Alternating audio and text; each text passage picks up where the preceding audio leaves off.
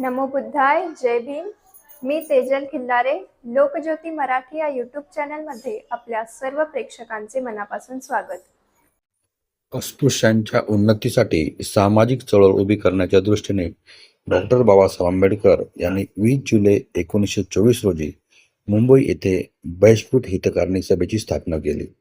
सामाजिक व राजकीयदृष्ट्या तळागाळात फेकल्या गेलेल्यांना भारतीय समाजातील इतरांच्या बरोबर आणणे हे या सभेचे ध्येय होते. अस्पृश्यांना समाजाबाहेर ठेवून त्यांना नागरी, धार्मिक वा राजकीय हक्क देण्यात आले नव्हते. त्यांच्या अधिकारांप्रती त्यांच्यामध्ये जागृती निर्माण करणे हा डॉक्टर बाबासाहेब आंबेडकरांचा उद्देश होता.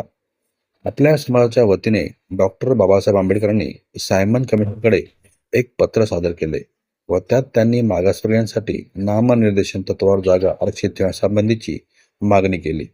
त्यात त्यांनी भूदल, नौदल व पोलीस खात्यात मागासवर्गीयांची भरती करण्यासंबंधीची मागणी केली होती. सभेमार्फत अस्पृश्यांच्या कल्याणासाठी शाळा, वसतिगृहे व ग्रंथालये सुरू करण्यात आली. कनिष्ठ जातीतील लोकांमध्ये शिक्षणाचा प्रसार व्हावा व त्यांची सामाजिक आर्थिक स्थिती सुधारावी म्हणून डॉक्टर बाबासाहेब आंबेडकरांनी बहिष्कृत हितकारणी संघटनेची स्थापना केली. या संघटनेच्या वतीने सोलापूर येथे जानेवारी 4, इसवी सन 1925 रोजी एक वसतिगृह सुरू करून दलित गरीब विद्यार्थ्यांना निवास, भोजन, कपडे व शैक्षणिक साधन सामग्री पुरवली. डॉक्टर बाबासाहेब आंबेडकरांनी या वसतिगृहात सोलापूर नगरपालिकेकडून रुपये 40,000चे अनुदान मिळवून दिले होते. या संस्थेने सरस्वती विलास नावाचे मासिक व एक मोफत वाचनालय सुरू केले. डॉक्टर बाबासाहेब आंबेडकरांनी 20 जुलै 1924 रोजी मुंबईतील दामोदर हॉल स्थापन केलेली ही एक ऐतिहासिक सामाजिक संस्था होती. या सभेचा मुख्य उद्देश अस्पृश्य आणि तळागाळातील लोकांमध्ये शैक्षणिक, आर्थिक आणि सामाजिक जागृती घडवून आणणे हा होता. या संस्थेबद्दलची माहिती म्हणजेच दलितांचे उत्थान करणे, त्यांच्या शिक्षणाचा प्रसार करणे आणि त्यांच्या अडीअडचणी सरकारपर्यंत पोहोचवणे. संस्थेचे ब्रीदवाक्य होते, शिका, संघटित व्हा आणि संघर्ष करा. या सभेचे प्रमुख कार्य, सभेच्या माध्यमातून गरीब विद्यार्थ्यांसाठी वसतिगृह सुरू करण्यात आली आणि ग्रंथालये चालवली गेली.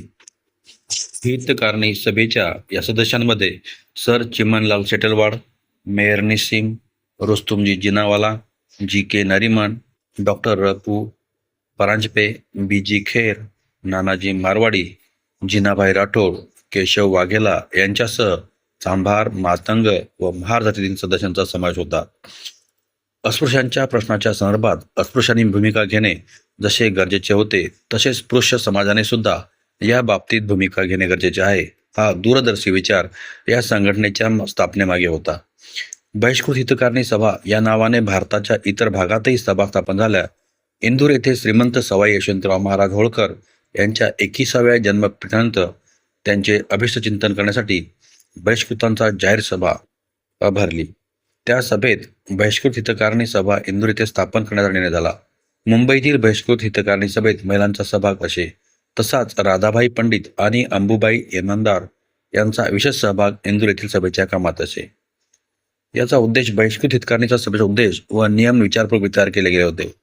बहिष्कृत वर्गाच्या चालू परिस्थितीची माहिती गोळा करून व ती लोकनिदर्शन आणून त्यावर लोकमत तयार करणे, त्याचप्रमाणे सरकारकडून त्यांच्या हक्कांचे संरक्षण व्हावे व त्यांच्या उन्नतीत जरूर त्या सवलती मिळाव्यात म्हणून प्रयत्न करणे.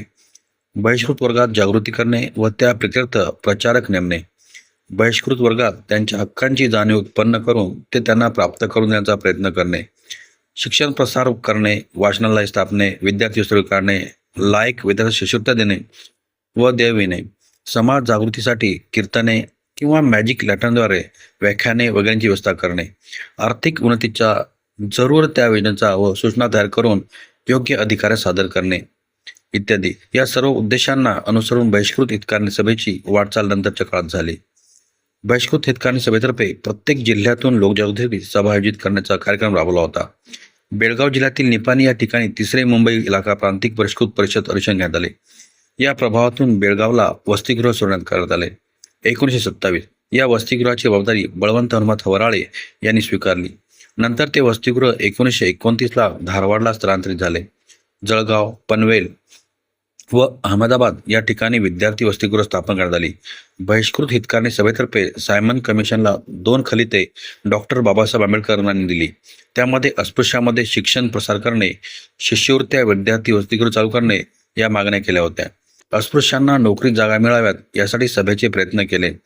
कुमारी काशीबाई जाधव या ढोर समाजाच्या मुलीला जे हॉस्पिटलमध्ये प्रवेश, दरमहा 15 रुपये स्कॉलरशिप व नर्सेसच्या बोर्डिंगमध्ये राहण्याची व्यवस्था केली.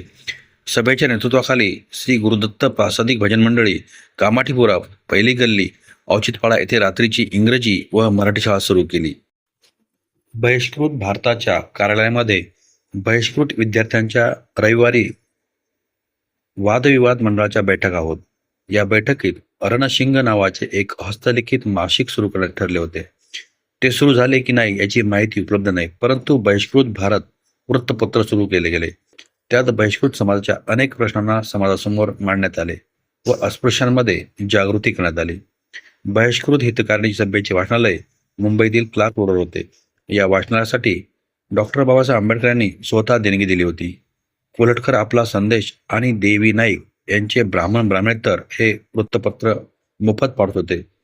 स्टुडंट ब्रदरहूड मुंबईचे सेक्रेटरी यांनी क्लार्क रोड लायब्ररीत 2 बाकांची लाकडे व 5 रुपये देणगी दिली. वाचन संस्कृती निर्माण व्हावी यासाठी बहिष्कृत हितकारणी सभेने केलेले हे प्राथमिक प्रयत्न केले होते. डॉक्टर बाबासाहेब आंबेडकर यांनी मॅजिक लॅटनच्या साहाय्याने व्याख्याने आयोजित करण्याचा कार्यक्रम आखला होता. हा कार्यक्रम इंदूर येथील बहिष्कृत हितकारणी सभेने देखील राबवला. 100 वर्षापूर्वी जनजागृती करण्यासाठी आधुनिक तंत्रज्ञानाचा उपयोग डॉक्टर आंबेडकरांनी केल्याचे दिसून येते. 1924 ते 1927 या कालखंडात बहिष्कृत हितकारणी सभेने अनेक सामाजिक उपक्रम राबविले. ब्रिटिश सरकारकडे अस्पृश्यांच्या नोकरीच्या निमित्ताने सतत पाठपुरावा केला. त्यामुळे इंग्रज सरकारला बही सभेची दखल घेणे भाग पडले. मुंबईचे गव्हर्नर सर लेस्ली विल्सन यांनी सभेला 250 रुपये वर्गणी दिली. बेळगाव येथील अनाथ विद्यार्थी आश्रमास श्रीमंत धर्मवीर राजे लक्ष्मणराव भोसले यांनी देणगी दिली. महारच्या सत्याग्रहासही लोकांनी विशेष देणग्या दिल्या. सभेला मदत म्हणून सोलापूर वतनदार महार परिषदेसाठी येणाऱ्या महार लोकांनी 445 रुपये देणगी दिली. भारतातीलच नव्हे तर ब्रिटनमधील काही व्यक्तींनी सुद्धा अस्पृश्याविषयी सहानुभूती होती. ब्रिटिश पार्लमेंटचे मजूर पक्षाचे मार्डी जोन्स हे जेव्हा भारताच्या दौऱ्यावर आले तेव्हा डॉक्टर आंबेडकरांनी भारतातील अस्पृश्यांचा प्रश्न ब्रिटनमध्ये चर्चेला जावयासाठी मिस्टर मार्डी जोन्स व सभेच्या सर्व सदस्यांसोबत एक भेट घडवून आणली. बहिष्कृत हितकारणी सभेने महारचा 14 तळे सत्याग्रह व मनुस्मृती दहन हे 2 उपक्रम राबवले. माणूस म्हणून हक्क बजावण्यासाठी हे सत्याग्रह झाले. डॉक्टर आंबेडकरांनी स्त्रियांची सभा घेतली. त्या सभेत बाबासाहेबांनी स्त्रियांना उद्देशून केलेल्या भाषणाने महिलांमधील स्वाभिमानाला व त्यांच्या अस्मितेला कायमचे जागृत करून त्यांना अन्यायाच्या विरोधात लढण्यासाठी प्रेरित केले. अन्यायाच्या विरोधात लढण्यासाठी भविष्यातील पिढी घडविण्याचे कामही स्त्रियांनी करावे हा डॉक्टर बाबासाहेब आंबेडकरांचा विचार होता. या सत्याग्रहाच्या वेळी आंबेडकर पथकाची निर्मिती सभेचे व्यवस्थापन करण्यासाठी केली होती.